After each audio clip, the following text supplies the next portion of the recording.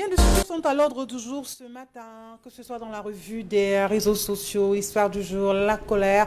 Vous serez bien servis. Bien le bonjour à tous. Bienvenue ce matin, 10-12 le Zénith. Nous sommes mercredi, heureux de vous retrouver. C'est le mois de la femme. Un clin d'œil particulier à toutes les femmes. Nous sommes le 1er mars de l'an de grâce 2023. Dominique Audrey Oyengelek, bonjour. Bonjour Isabelle Carole, bonjour aux téléspectateurs. Cette célébration vous concerne? Non, Pourquoi? parce qu'elle est vide de contenu. Donc vous êtes de ceux qui pensent que ce jour-là, il faut faire quoi? Rien du tout. Rien du tout. Si les femmes veulent se retrouver en collectif, Oui. elles devraient véritablement se retrouver en collectif pour poser les problèmes que rencontre la gente féminine, les réels problèmes que rencontre la gente féminine et non les problèmes de cabas, les problèmes de tenue, les problèmes d'infidélité. La gente féminine aujourd'hui dans notre société est quasiment en dérive. Il y a les déviances, il y a les problèmes liés aux violences, les violences liées au genre également. Du moins des questions existentielles sur lesquelles il faudrait s'arrêter un moment. Donc si c'est simplement la célébration de la journée de la femme, on est totalement à côté. Mais si c'est la célébration des droits de la femme, alors là, il y en on a est qui dans vous le diront vrai. que c'est un tout, quoi. C'est-à-dire que c'est un ensemble d'activités qu'on peut avoir. Parlons de cette célébration-là. On peut discuter autour d'un thème, table ronde. Maintenant, à côté, ça n'exclut pas pour certaines qui est ce pagne. Et voilà, qui est des petites virées aussi. Sauf que lorsqu'on observe les fêtes des années précédentes, Oui. on voit plus des femmes en train de festoyer, de consommer de l'alcool, manger du piment, se retrouver dans des caniveaux le lendemain, rentrer des jours après. C'est plus ça qu'autre chose. Vous discuterez avec une femme, elle va vous dire, maman, vos longs discours des gens qui sont allés à l'école là, vraiment, excusez-nous, c'est la fête de la femme, je suis une femme, je dois avoir mon cabas, je dois avoir ma coiffure, l'argent de ma bière, c'est suffisant. Le reste, les assises, les séminaires, les ateliers et tout ça, ça ne concerne pas. Si on veut organiser des ateliers pour apprendre aux femmes qu'on traite de consommatrices dans la société aujourd'hui, comment fabriquer du savon, de l'huile, des détergents et tout ça, oui, totalement d'accord. Mais si c'est simplement pour se retrouver en comité et aller réserver des snack bars et autres, là, franchement, on peut se passer de cela. Merci pour cette parenthèse. Famille Fomenta, honneur aux femmes ce matin aussi, ça il faut le préciser. Vous êtes concerné par ce pain? Parce que dans les marchés, il faut dire que les gens se ruent aussi. Hein. Et ça coûte cher. Vraiment, ça s'arrache comme des petits pains. Adine, Quand je dis ça, il y a Nadine qui celle réagit. qui Je ne sais pas si elle a son pain ou pas, mais bon. Pour moi, c'est la fête du 8 mars, c'est un non-événement. Pour moi, hein, c'est mon avis, je l'assume. Ça ne sert Non-événement ou absolument- mauvaise orientation? Parce que les femmes ont tendance à croire que celle que le mari ne va pas offrir un pain du 8 mars, forcément, la relation, bien, le mariage va s'arrêter là. Pourtant, il n'en est absolument rien. Moi, personnellement, au lieu de m'offrir un pain de 8 mars, vous devez me donner un autre pain parce que le 8 mars, le pain du 8 mars, lorsque tu l'auras porté le 8 et le 9, ça n'aura plus sa valeur. Donc, pourtant, si tu m'offres un autre pain, je comprends que oui, même après le 8 mars ou bien le 9, je ne sais pas quand, je pourrais le porter et je n'aurai pas de compte à rendre à quelqu'un. Parce qu'on le porte en réalité, qu'est-ce qu'on veut revendiquer, qu'est-ce qu'on veut défendre? C'est ça la question.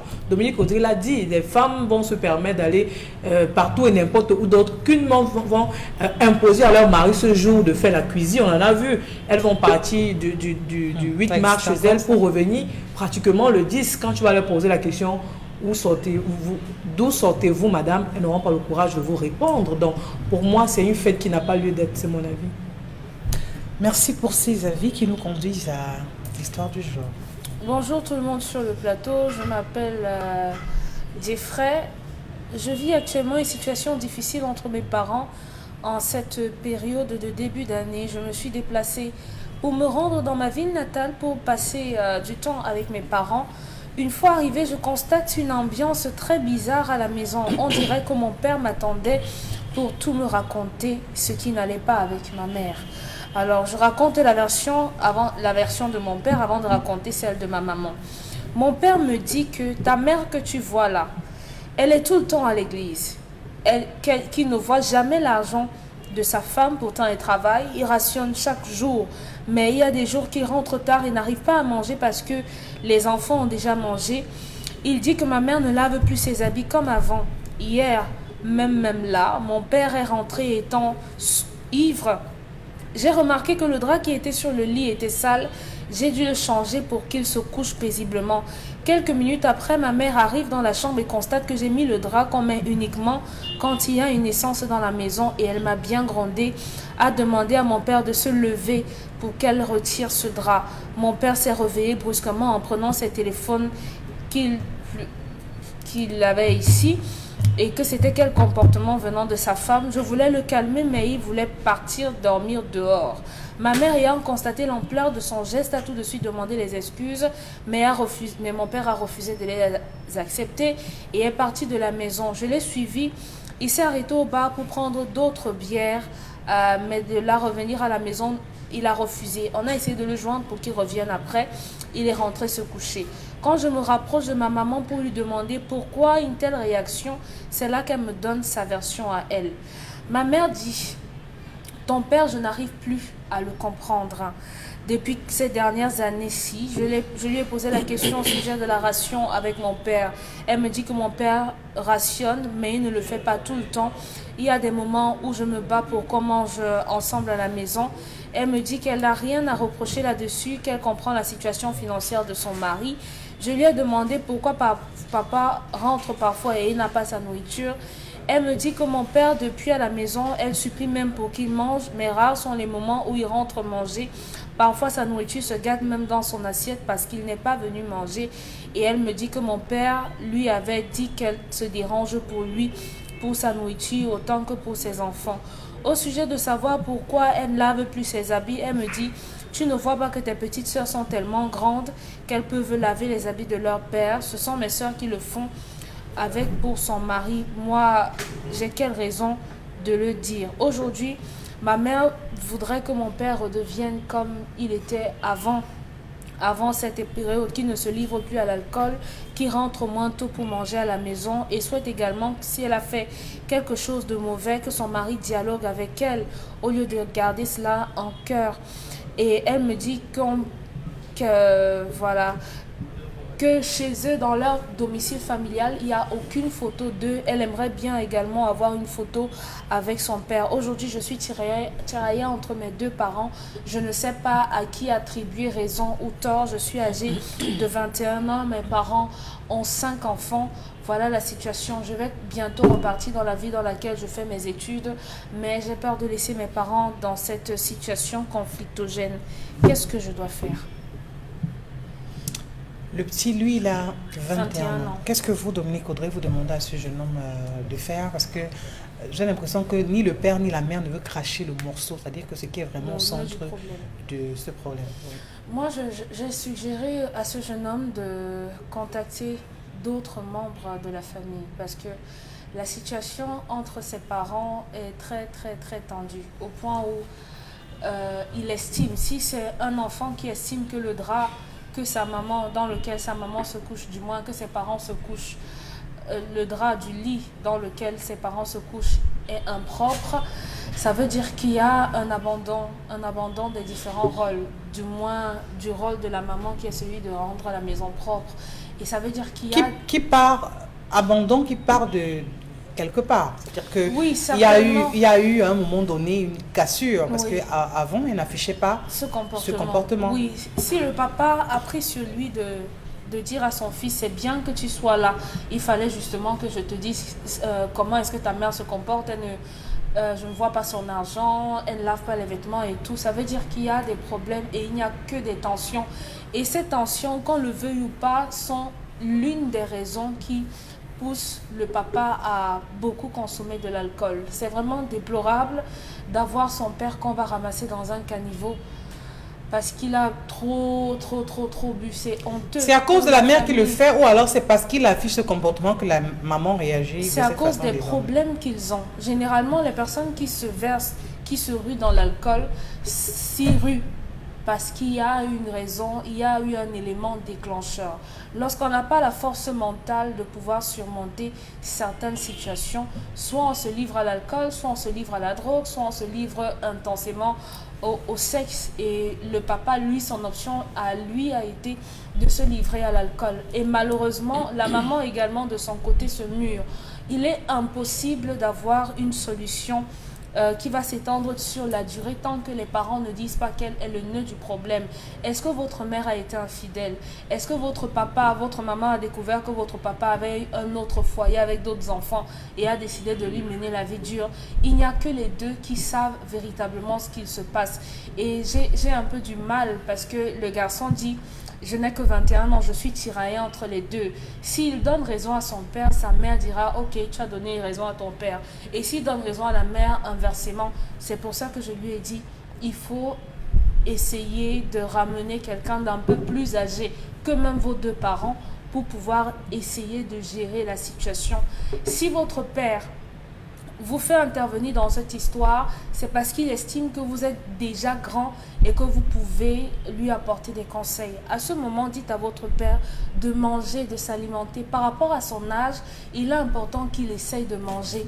Et à votre maman, demandez-lui un peu de tempérance dans son comportement. Bien qu'elle soit en colère, il y a des façons intelligentes de faire passer certains messages. Mais déjà, le problème est gérable. C'est gérable si vous vous faites accompagner par une personne un peu plus mûre. D'accord. Bon, Mbengane, c'est facile pour ce jeune homme de pouvoir sauver ce couple, notamment celui de ses parents, parce qu'entre la mère qui a de la peine à délier sa langue et le papa également qui fait dans le même langage, c'est un peu compliqué. Est-ce qu'il est trop jeune pour se mettre au cœur d'un tel différend entre ses parents, ou alors il est possible pour lui de recoller tous les morceaux et d'avoir la vie de couple qu'il y avait avant entre les deux? Oui, il est possible, c'est difficile, mais il peut y parvenir. C'est difficile, il faut détecter les problèmes qui se posent. Il y en a beaucoup, mais 3 sont fondamentaux. La maman a raté l'éducation de ses filles. Et la maman ne sait pas gérer la puberté de ses enfants-filles.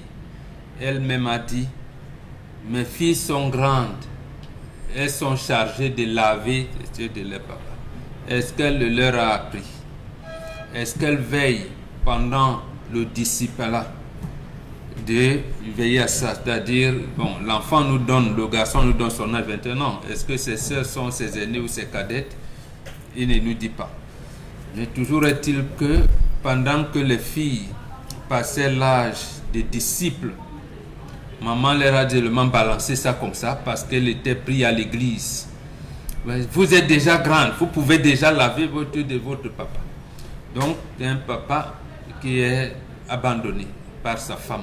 Et les enfants filles à qui maman semble avoir confié la responsabilité, elle n'est plus là pour gérer et sa maison à elle et son mari. Vous pensez que le problème est ailleurs, ou alors pour vous, le problème qui est là, au jeune homme, c'est vraiment ce qui se passe? C'est vraiment ce qui se passe. Allez dire, maintenant il y a le comportement, allez énumérer les problèmes. Il y a ça. L'église qui a tout pris, qui a tourné la tête de maman, elle n'est plus là. Elle n'encadre plus ses enfants. Demain, quand elle va se retrouver dans des situations compliquées, grossesse par-ci, par-là, va dire: ah, les filles d'aujourd'hui, alors que les abandonner. Plus grave, tu trouves ton mari couché, tu tires le drap, tu lui dis: attends. C'est fort quand même. C'est quand même très fort. C'est fort. Mais lui, il ne riposte pas, il garde le silence et s'en va. Mais il n'a que subi. Il ne veut pas subir plus à l'enfant. Mais si une femme arrive à ce niveau, c'est-à-dire que si le climat arrive à être autant délectaire, ça veut dire que ce qui se cache sous le drap... Ça veut dire que le papa a bien éduqué son enfant. Garçon, à 21 ans, il devient le conseiller de papa. C'est cela, l'ordre normal. En 21 ans, papa peut t'amener des dégâts. Papa, tu vois quoi? Qu'est-ce que tu as? Donc, papa t'amène à apprécier les situations. Et il ne s'alarme pas. Papa pouvait bien voir un de ses frères ou aller, mais il dit non, j'ai éduqué mon enfant. C'est peut-être très tôt, mais il a déjà atteint l'âge où il est conseillé. Je lui pose le problème.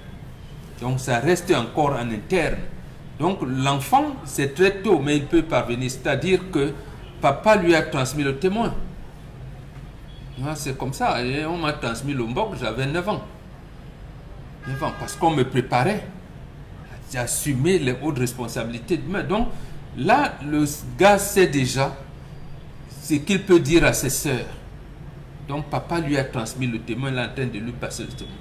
En disant, voilà, tes sœurs n'arrivent pas. Et maman même dit à son fils que tes sœurs même, voilà, tu vois, cet enfant, c'est difficile, mais il peut y parvenir parce que je ne trouve, il n'y a pas d'acte d'infidélité là-dedans. Tout ça, c'est grave, c'est des cas sociaux qu'on trouve, mais qui entrent dans l'encadrement et l'éducation. C'est d'ailleurs ça qu'on appelle l'éducation. Parce qu'il ne s'agit pas de l'instruction. Qui n'a pas reçu la bonne, l'enfant ou les parents? C'est-à-dire que... L'enfant, le père a donné une bonne éducation à son fils. Et la mère? La mère a raté l'éducation à ses enfants, à ses filles. Elle a raté. Elle a raté. Et à bien voir, papa a même envoyé son fils loin pour lui éviter de voir des choses avant d'atteindre un certain âge. Donc, on dit que papa a subissait des choses beaucoup plus graves, mais il voulait que les enfants grandissent dans un cadre familial. Et comme il se trouve que, bon, je considère peut-être que c'est l'aîné, comme il est l'aîné des garçons.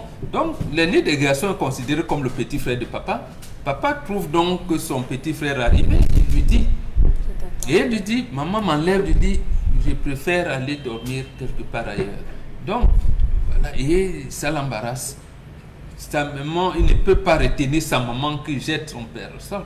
Donc c'est difficile, mais le problème, c'est d'abord à maman qu'on parle. C'est la femme qui oxygène la maison. Quand vous avez une femme qui va chanter à l'église, qui lave même les avis du prêtre ou du pasteur, on ne sait pas quelle obédience elle est, mais elle abandonne sa maison. Non, je ne sais pas si l'église conseille ça. Mais parce qu'il y en a qui disent mon mari c'est Jésus.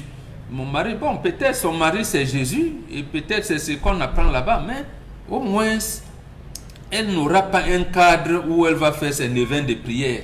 Si vous venez à la maison, le mari est comme ça, et d'abord il dit, il arrive que la nourriture se gâte dans le plat. Ça veut dire que quand vous laissez la nourriture à ton mari, il ne mange pas. Vous ne laissez pas que ça se gâte. Vous devez lui demander, mais Massa, tu ne manges pas, pourquoi? Il va te dire, mais comment tu fais que tu ne contrôles pas, même comme si tu confies la cuisine à tes filles, elles n'arrivent pas, elles n'arrivent pas, elles n'arrivent pas, elles n'arrivent pas. Et tu me laisses, tu fais bien que je n'aime pas. Donc, et maman laisse, abandonne. Le père fait comment? Il est dans un statut où il doit tout négocier. Mais négocier, ça veut dire que la femme est à l'écoute. Les enfants, filles avec qui il vit sont à l'écoute. Mais quand personne n'est à l'écoute, il fait comment? Donc, c'est le garçon qui est là à l'écoute. Mon fils, oui, c'est difficile. Tu vas repartir. Tu ne peux pas laisser ton corps. Tu risques de perdre le travail ou peut-être la scolarité, d'être perturbé. Tu donnes des conseils à maman, sans, j'allais dire quoi, sans blâmer un enfant, il blâme pas ses parents. Tu dis maman, tu ne vois pas, mais tu dois blâmer tes soeurs. Tu dois blâmer tes soeurs en leur disant que vous êtes en train de rater l'éducation. Comment vous allez entretenir vos foyers demain? Et comment papa, qui devrait nous bénir et tout, vous ne lavez pas ses habits, vous ne lavez pas. Donc, c'est quelle image vous pourrez avoir. Donc, l'essentiel, pour moi, à mon avis, c'est de calmer maman, de ramener maman sans gronder, sans donner des directives en fait, mais des conseils. D'accord. Mais de lever un peu plus la voix à l'égard de ses sœurs. Merci beaucoup, Bengan.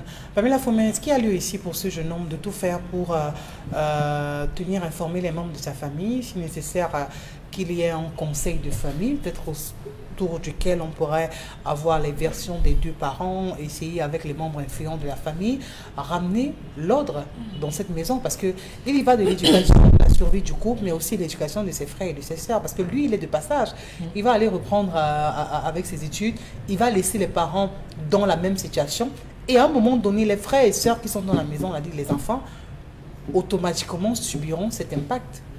Mais c'est incroyable que ce soit un frère qui ne vit pas dans la maison qui doit résoudre ce problème. Pourtant, il y en a des femmes dans cette maison qui sont censées aller en mariage. Mais ce même problème pourra... Non, mais vous comprenez que ça va être lui l'aîné. Donc vous comprenez que les autres... Si papa lui a dit c'est toi que j'attendais, on ne l'a pas donné l'occasion aux autres. C'est ceux qui sont à la maison n'ont jamais eu l'occasion de se rapprocher des parents comme le frère l'a fait. Il va falloir que le frère quitte d'une autre ville pour se rendre Pourtant, elles sont censées aller en mariage et seront certainement confrontées à ce genre de difficultés. Donc ses frères ou ses sœurs auraient dû intervenir avant lui. D'abord. Ici, il intervient parce que son papa l'a interpellé, l'a invité. Oui, mais ce que Oui, ma je mère suis faut même dire, c'est d'accord. que Oui, je quand suis le papa ne d'accord. mange pas, par exemple, tous les enfants voient que C'est ça papa que n'a pas ça mangé fait. hier soir. Papa a laissé son repas sur la table et à partir de ce moment, pourrait réagir. Naturellement, en tant que femme, d'abord, parce que c'est votre père et vous êtes une femme, je vais vous poser des très bonnes questions. Maintenant, je ne comprends pas d'où vient-il qu'une femme, vous mettez à manger à votre mari, il ne mange pas,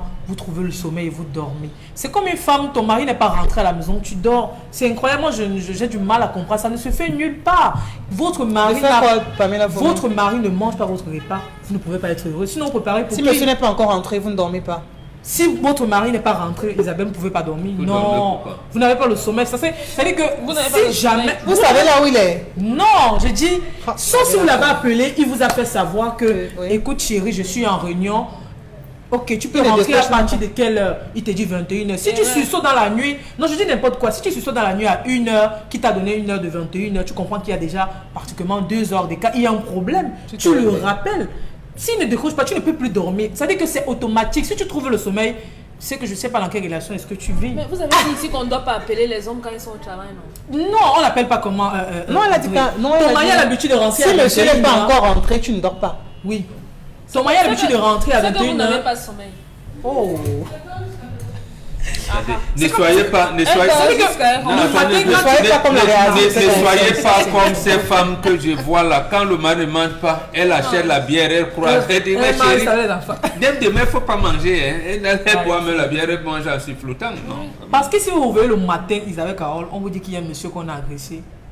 Vous allez croire que c'est votre mari? Et vous C'est allez vous avoir qui le sentiment découvrez. que c'est vous qui avez envoyé le Vous barbecue. Bien sûr, vous allez vous culpabiliser d'une manière ou d'une autre parce Parce que que vous vous n'avez avez pas été dormi. attentionné. Il y en a des femmes pareilles qui vont dormir tout au long de la nuit, se réveiller jusqu'à 7 heures. Le père est rentré, oui, il n'est pas rentré, elle s'en fout complètement. Pour moi, ce n'est pas normal. Ouais. Une femme, son mari ne mange pas son repas, tu amènes ton mari. Parce qu'il y en a des femmes qui sont tellement orgueilleuses. En relation, oui, on peut bouder son homme 2-3 fois. Mais de là à passer des semaines, des mois, ne pas se parler, le mari ne mange pas le repas et vous restez tranquille, vous la femme, ça veut dire que vous êtes convaincu que votre mari mange ailleurs. Et si votre mari mange ailleurs, ça veut dire que de toute évidence, il pourra ramener une deuxième femme à la maison parce que vous l'avez accepté. Maintenant, si vous êtes posé des bonnes questions, pourquoi est-ce que mon mari ne mange pas mes repas? Vous allez trouver des solutions. Pour moi, c'est un espoir de savoir qu'un enfant a grandi puis laver les habits de ses parents. Parce que la mère, on estime que la mère l'a fait depuis que les enfants sont petits. Maintenant, quand l'enfant atteint un certain prennent âge, le relais c'est à ce normal moment. de le faire. Maintenant, quand ah. l'enfant ne le fait pas,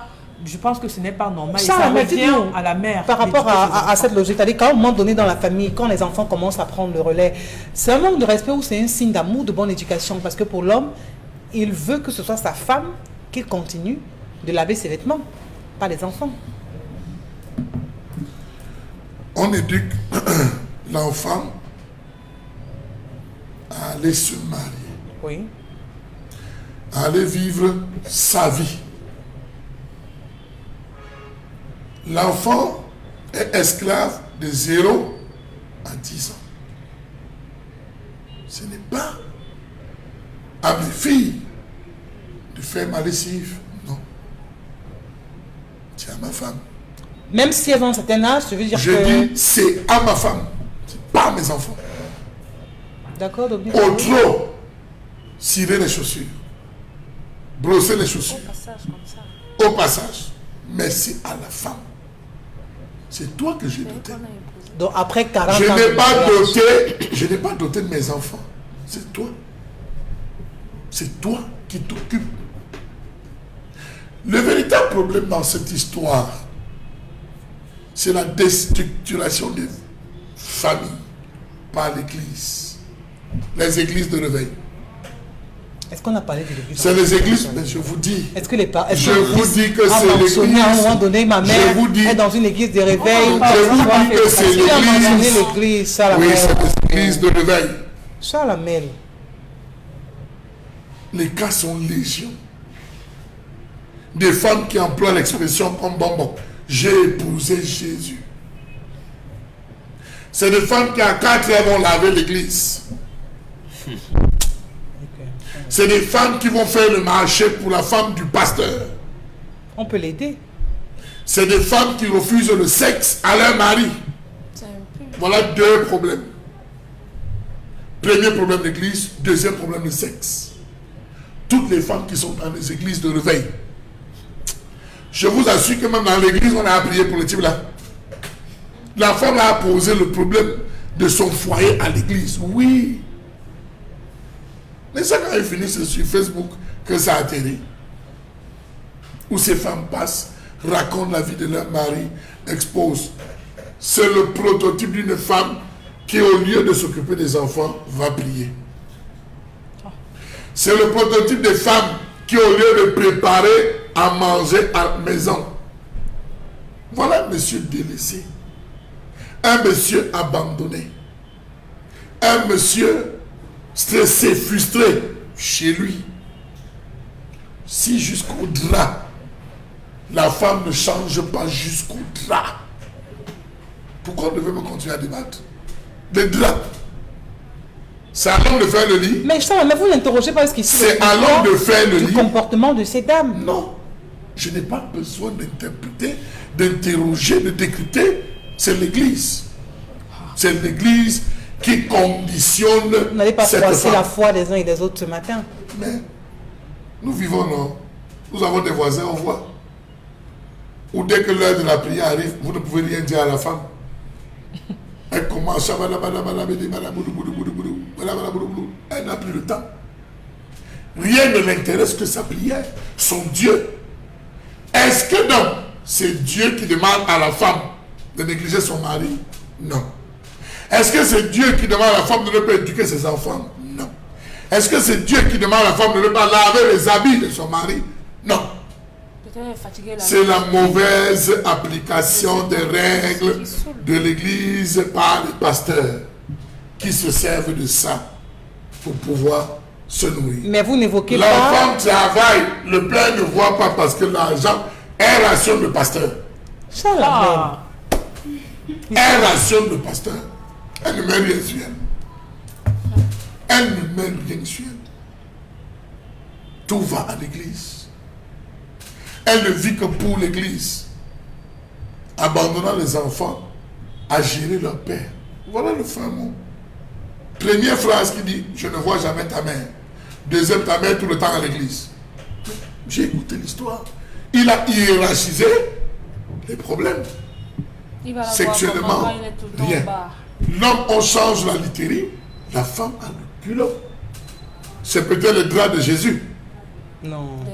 Oui, c'est peut-être le drap de Est-ce Jésus. que son mari, parce qu'elle fait savoir qu'il est sous là, donc on peut comprendre qu'il y ait tout le temps des vomis sur les draps, qu'il y ait des pipis sur le lit, vraiment que ce soit désagréable la chambre. Vous voulez aider cette femme à se conforter dans sa position? Non, à se conforter dans sa position. C'est à la femme d'arranger son mari. C'est à la femme de faire de son mari, comment on va dire, l'homme le plus convoité Bébé de boit la seulement terre. une bière, ne boit pas deux. Non. Qu'est-ce qui pousse l'homme à traîner dehors? C'est une mauvaise femme à la maison. L'homme ne veut pas faire, l'homme ne veut pas rentrer et ouvrir la porte à sa femme. Parce que la femme va dans les veillées de prière. Parce que la femme va prier. Ça, c'est votre interprétation. Oui. L'homme ne veut pas L'homme n'ouvre pas la porte à la femme. C'est la femme qui ouvre la porte à l'homme. Même si vous savez où elle est partie. Savoir quoi? C'est la femme qui ouvre la porte à l'homme. Donc, Elle a posé une question pertinente. je dis, même, ouais, il n'y a pas de couvre-feu.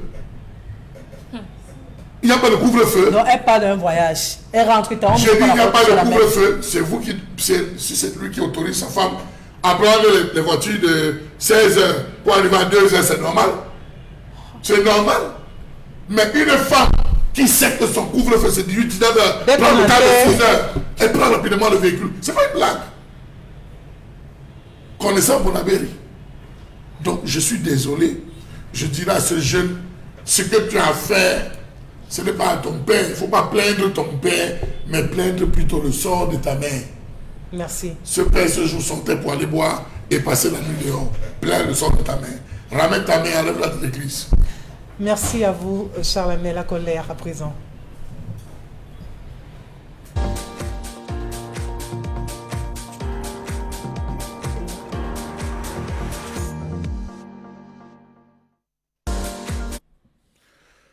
Je m'interroge ce jour sur la polémique née de la transformation de 288 SAR et SM au Cameroun.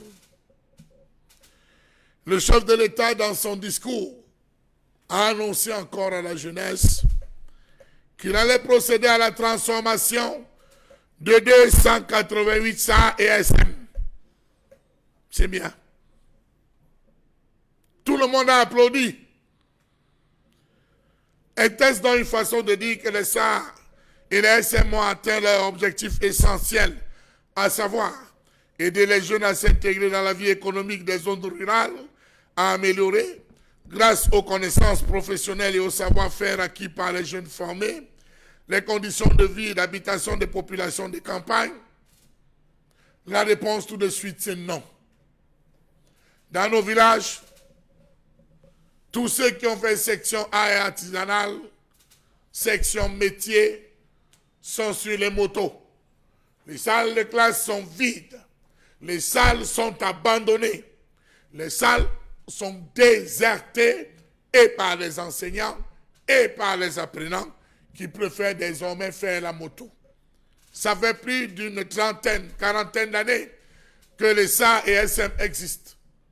Est-ce que ces SAR et SM ont produit suffisamment de plombiers, suffisamment de menuisiers, suffisamment de charpentiers? Question.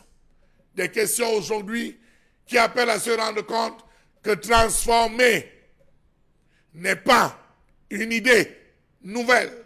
Transformer, innover, véritablement, sans avoir capitalisé, capté l'attention des jeunes, serait un autre chèque cuisant, une dépense dans le vide. Comment comprendre le fait que les centres de formation du ministère de l'Emploi et de la formation professionnelle soient obsolètes, mal équipés et manquent d'enseignants de qualité? Où sont passés les centres de formation professionnelle? Coiffure, 300 000. Manicure, pédicure ou esthétique, 500 000. 2 mois, 3 mois de formation. On les voit à Douala. Ils vont payer et après plus rien. Ils sont abandonnés, délaissés. Comment comprendre que le Cameroun compte plusieurs centres, sections artisanales et rurales et sections ménagères, des centres de formation professionnelle rapide, 250 centres de formation privée de formation rapide, et que les Camerounais soient en mal de formation et de compétences? Depuis l'existence de ces centres de formation, très peu de Camerounais pensent à aller se former parce que les formations là-bas sont très chères. On parle de formation à 700, 500, 200, 350, alors qu'au quartier, la formation en couture, c'est 50 000 francs CFA. 50 000 francs. Formation esthétique, formation de modéliste, c'est 100 000 francs CFA, 6 mois de formation. Aujourd'hui, l'État nous propose de procéder à la transformation alors que l'exode rural a littéralement vidé les villages de tous les jeunes. Il n'y a plus de jeunes. Tous les jeunes ont convergé vers les grandes villes. Douala, Bensikin. Yaoundé, Bensikin. Allez en Konsamba, si vous allez voir des jeunes. On vante tellement la ville de Konsamba, mais tous ont fui. Il n'y a rien qui a été mis en place par le gouvernement pour capitaliser. Faites un tour dans les SAR, SM, de Dimako, Mboura, Mbankim, Fundong, Magba, Ndikinimeki, Ndikedjem, Gazawa, Bacham, Babessi dans le département du Ngokutundia, ou alors Loum, Belabo, Banjok, Bangafokam dans le Ndé, pour comprendre de quoi je parle. Parler de transformation, parler de réhabilitation demande un coût. Un coût énorme. Est-ce que l'État aura les moyens véritablement pour pouvoir procéder à une véritable modernisation? Moderniser, transformer pour accueillir qui? Question. Comment comprendre que les programmes de formation de ces institutions ont été pour certains concocté dans les années 50. Sinon, se réfère à la fiche récapitulative du programme d'amélioration de l'offre de formation professionnelle pour l'emploi.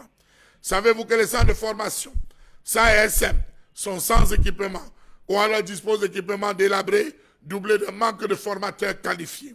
Savez-vous que les formations proposées tournent autour menuiserie, maçonnerie, électricité, industrie de l'habillement, plomberie, marbre, décoration et staff? Comment comprendre le fait que les jeunes sortis de SAESM ne soient pas en mesure de développer des activités génératrices de revenus et de devenir de véritables acteurs économiques au sein de leur communauté? Comment comprendre que les jeunes formés dans les SAESM soient encore obligés, une fois sortis, d'aller approfondir leurs connaissances? Aujourd'hui, où la pénétration de la Chine au Cameroun a apporté plein de gadgets, papier peint pour mur, staff à apposer sur les plafonds, est-ce que nos menuisiers, est-ce que nos plombiers pourront encore, une fois sortis de ces SAESM, trouver l'emploi lorsqu'on sait que la Chine offre désormais tout, des gadgets qui d'une seule utilisation? On a des déboucheurs. Les plombiers auront-ils encore de l'avenir devant eux? Vivement qu'on réfléchisse, qu'on pense à mettre sur pied une politique protectionniste d'abord, qu'on encadre la jeunesse, qu'on capte l'attention de la jeunesse sur ces métiers de l'avenir, avant peut-être de rêver, changer, transformer, innover. Mais pour l'instant, les jeunes d'aujourd'hui ne pensent qu'à une seule chose, tout faire pour avoir un ben sikin et tomber en rue. Bien dommage. Bon, Bengan, qu'on résume les jeunesses là aujourd'hui, qu'on les impose là d'une manière, on va le dire, indirecte. Si au sortir de ces écoles où on est censé recevoir des formations, on est censé pouvoir se lancer dans l'entrepreneuriat, on est censé manier du bout des doigts ce qu'on a pu avoir, rendre pratique ses connaissances, vivre aux dépens de cela. Mais non, on sort de là, on est incapable de s'auto-employer, on est plutôt même dans l'obligation d'aller compléter la formation, pouvoir l'approfondir, parce que celle qu'on a reçue paraît incomplète. Absolument. Absolument. Et cette description que vous faites est complète. Mais je pense que l'environnement aujourd'hui prête à cela, prête à, j'allais dire quoi, à la création, à la multiplication même des SAR et SM. Pourquoi? Si le renouveau, bon, malheureusement on ne fait pas l'histoire avec les si, oui. Si le renouveau avait suivi le cheminement qui a été imprimé par l'Organisation des Nations Unies sur le développement industriel lorsqu'on faisait l'on construisait le pipeline Tchad-Cameroun, tout ça, on sera aujourd'hui dans le plein emploi. Qu'est-ce qui s'est passé? On a contraint le gouvernement camerounais à mettre en place la bourse de sous-traitance de partenariat, c'est-à-dire quoi? De mettre à niveau les petites et moyennes entreprises. Parce que elles sont mobiles, c'est sans publicité. Bon, quand on créait, les entreprises exigeaient certaines normes. Et on avait créé donc ce partenariat-là pour permettre aux petites et moyennes entreprises, aux petites et moyennes industries de pouvoir postuler et exercer certaines activités le long du pipeline du Cameroun. Mais depuis qu'on a mis cette bourse de sous-traitance et de partenariat en place, on n'a plus continué avec le reste. Avec le reste, ça veut dire quoi? Là, c'est les PME. Il faut donc que ces PME aient des maçons, des soudeurs, des électriciens, c'est-à-dire que à côté des gens qui ont les BTS ou les DUT, en telle chose, il y en a qui peuvent avoir le baccalauréat, il y en a. Mais ceux qui ont donc, comme moi par exemple, qui a passé son CEP à 20 ans, à 24 ans, il ne peut plus y entrer au CETI. Donc c'est les SAR qui peuvent les prendre. Et voilà. Et la terminologie pour les filles, on les appelait les filles inadaptées sociales. Pape, elle a pris sa grossesse en 5e. Ou peut-être même comme son frère qui avait du mal à passer le CEP. Elle arrive au cours moyen, 2e année à 18 ans. 16-18 ans, ça devient compliqué. Qu'est-ce qu'elle peut faire?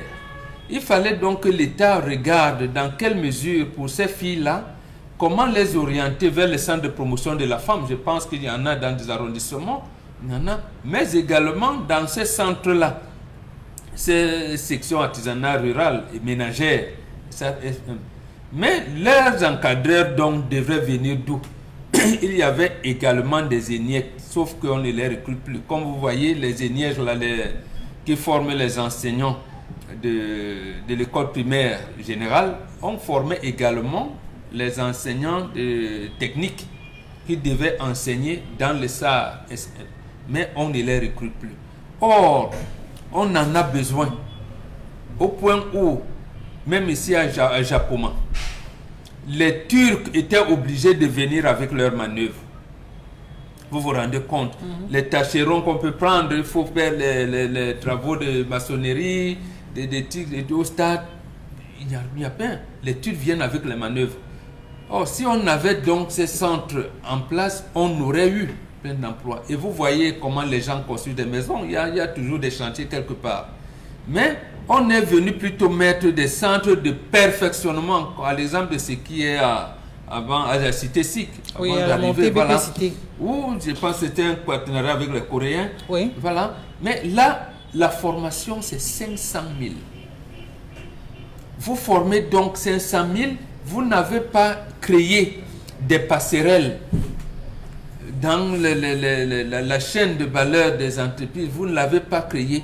Et pire encore, on a enlevé les centres de formation des milieux professionnels. Vous voyez, les enfants quittent là-bas pour venir eux-mêmes chercher un stage.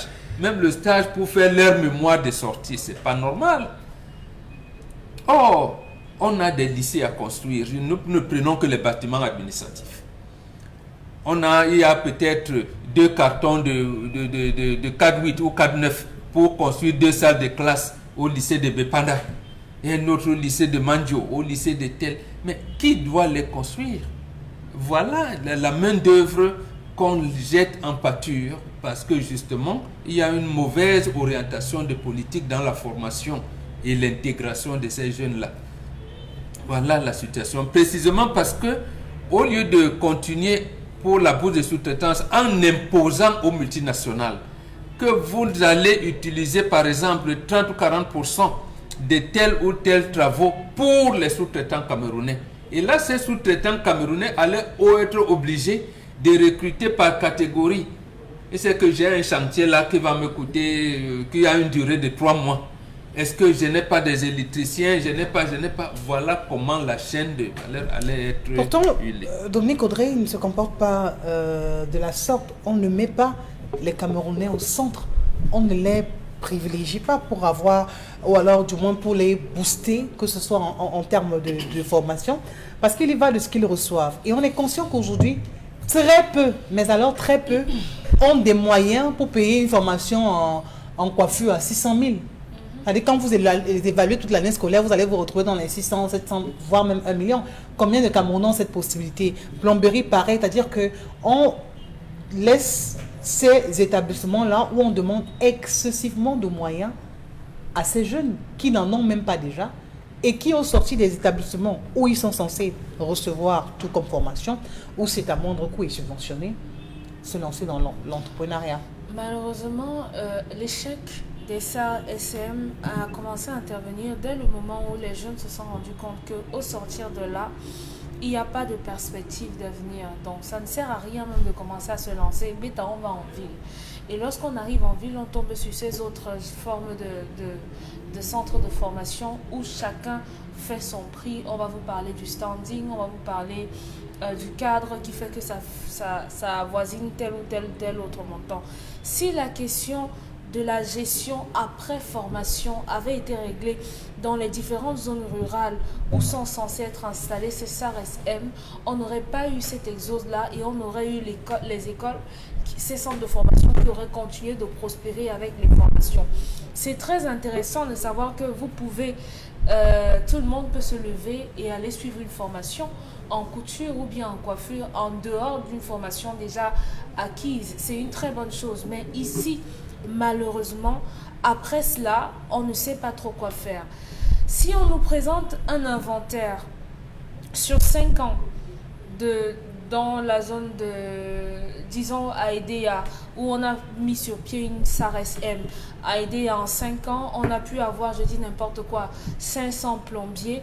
Et lorsqu'on va par exemple vers le FNE, où généralement il y a des offres d'emploi, on nous dit au FNE on a besoin de 40 à 50 plombiers, on pourrait aisément aller dans les dossiers des SARS-M, prendre dans les QV des personnes déjà prêtes à l'emploi et commencer à les orienter progressivement. Il n'y a pas de continuité, malheureusement. Il n'y a pas de continuité. Pourtant, il y a la formation à un certain niveau, même si elle est questionnable, il y en a quand même qui sortent de là avec la tête pleine et prête à l'emploi.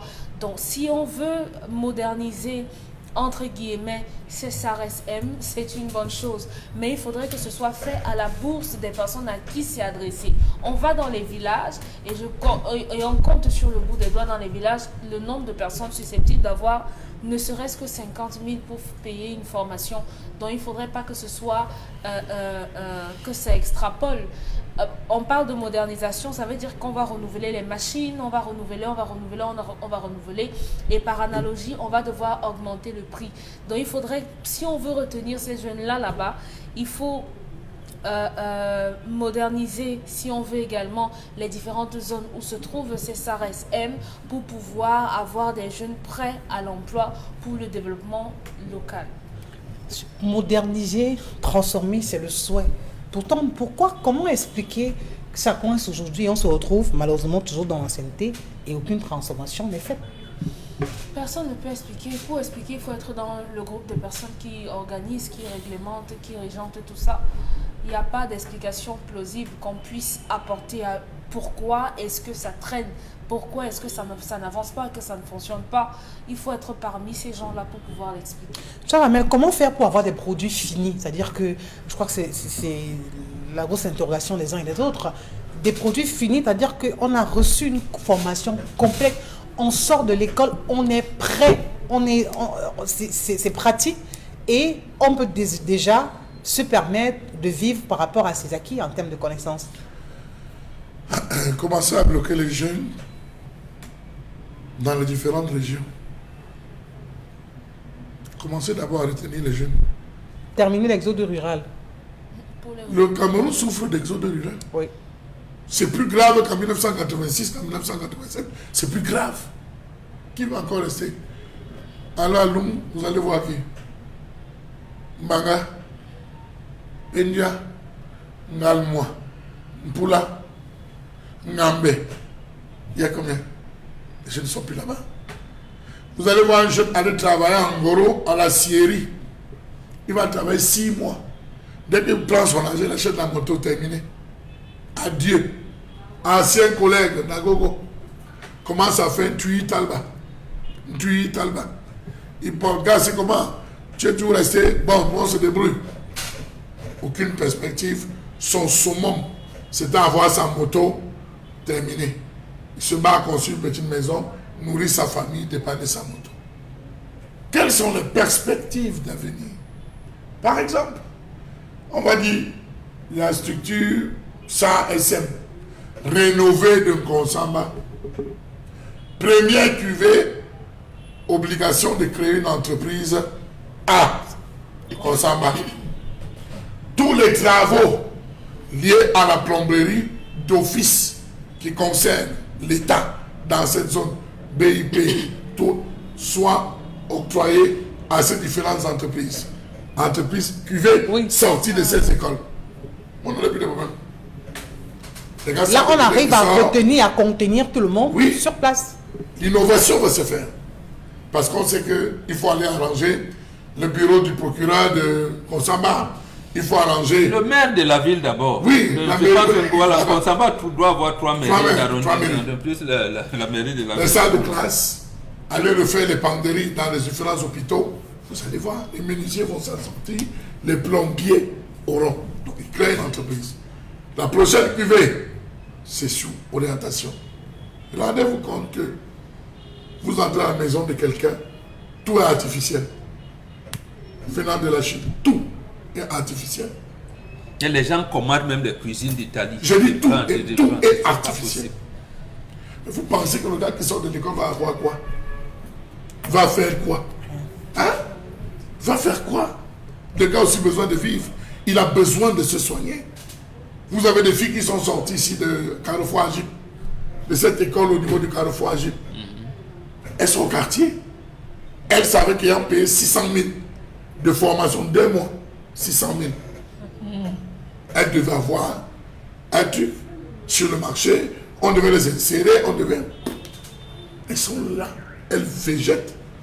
Voilà des filles qui regrettent en disant, si on avait payé 50 000 sur la coiffeuse, Carrefour Anatole, mais les 500 000 que ma famille a aidé à payer, j'aurais ouvert un petit truc au quartier. Même un casque. Un casque. Tout à fait. Vous vous rendez compte qu'il y a une inadéquation entre ce que veut le gouvernement et les poches que les populations. C'est très compliqué. Rénover ça, ça va nous coûter combien? Les prix, aucun prix n'a encore avancé. On dit non, ça sera en fonction des zones. On laisse donc tomber.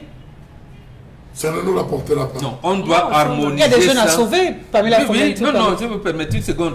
La loi, le Code général de la décentralisation recommande aux collectivités territoriales décentralisées de créer des activités génératrices de revenus. Puisque ces mêmes collectivités sont commises dans les comités de gestion des lycées et collèges et toutes ces écoles de leur unité territoriale non compétente, de leur unité administrative communale. Ils doivent donc veiller à savoir que nous, nos menuisiers, on va les parquer ici et ils seront formés là. Et les travaux qui concerneront la menuiserie dans notre hôtel de ville viendront avec les enseignants pour des travaux pratiques, ainsi de suite. L'étanchéité, les plomberies, tout ce que vous voulez. C'est comme ça que la chaîne va se créer. Voilà. Et justement, on pourra les maintenir au village parce que les communes sont... Je pense qu'il y en a 360. Donc, si on et ces communes, justement, parmi la Fomène, sont dépourvues de ces petites... C'est-à-dire que vous avez du mal à avoir un plombier, vous avez du mal à avoir un menuisier. C'est-à-dire que de telles formations qui pourraient aider les uns et les autres et qui pourraient les sortir de cette situation. Malheureusement, on n'en est pas. C'est ce qu'on décrit qui n'est pas du tout normal. Pour moi, laisser le projet, non, je ne pense pas. Sinon, on ne serait pas sur la logique de Chalamel, comme qu'on doit retenir les jeunes si on décide véritablement de laisser ce projet. Maintenant, si on veut le transformer sans toutefois l'améliorer, ça n'est autre chose. On nous a dit ici que ça va nous coûter énormément d'argent. Celui qui n'a pas les moyens de s'offrir une bonne formation, vous êtes d'accord avec moi que si son père est menuisier, il va tout simplement suivre son père au chantier et puis après, il n'aura pas vraiment les bases de ce qu'il veut faire. Pourtant, il y en a des écoles qui peuvent l'accompagner. Combien de personnes peuvent débourser d'énormes montants pour suivre une formation comme celle-là et qui, il n'y a rien de garanti, il y a de vous garantir qu'au sortir de là, vous trouverez un emploi ou alors vous allez forcément travailler. Donc, vous voyez que c'est énormément compliqué et dire qu'on doit transformer sans toutefois améliorer, pour moi, c'est encore voué à l'échec parce qu'on ne sait pas le nombre de temps que ça va d'abord prendre. Entre-temps, chaque jeune a besoin de se responsabiliser, chaque jeune a besoin de se caser. Pour se caser, si ce n'est pas où vous êtes, forcément, vous allez avoir des yeux ailleurs, comme quoi pouvoir vous déplacer, aller où il y a un peu plus d'opportunités. Et là, on ne va pas résoudre le problème. Mais les gens, nous sommes passés à une nouvelle version de mécanique auto. Oui. Électricité, des véhicules hybrides et tout. Dans nos lycées, tous les jours, ça change. Dans nos lycées, on enseigne encore quoi? La même chose. À Yabas, on enseigne sur quel type de véhicule? Un Renault 12. Sur quel type de moteur? Et l'industrialisation également pourrait passer par là. Si on veut définir avec l'importation de la friperie, on pourrait aisément utiliser toutes les filles qui sortiront de ces SARSM en termes de couture et on les met dans une enseigne. On commence à avoir du textile exclusivement des marques camerounaises et on finit avec la friperie, la fabrication des sous-vêtements et autres là. Donc il y a de la matière. 200 milliards en termes d'importation chaque année. Voilà. Merci à tous sur le plateau. À tout de suite.